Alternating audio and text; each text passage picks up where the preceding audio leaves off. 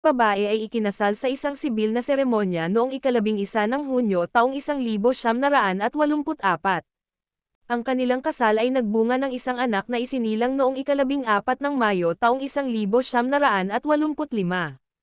Sa kagustuhang makapagbigay ng mas magandang buhay para sa kanyang pamilya, ang babae ay pumunta sa Singapore upang magtrabaho bilang isang domestic helper noong Oktubre taong 1987 at iniwan ang kanyang anak sa ilalim ng pangangalaga ng lalaki, na nagtrabaho naman bilang isang magsasaka. Habang nagtatrabaho sa Singapore, ipinadala ng babae ang kanyang kinikita sa kanyang pamilya.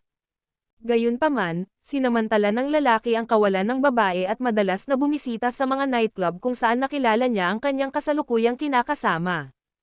Nabalitaan ng babae ang tungkol sa pakikipagrelasyon ng lalaki at nagpasyang bumalik sa Pilipinas noong Oktubre taong 1989 nang hindi nalalaman ng lalaki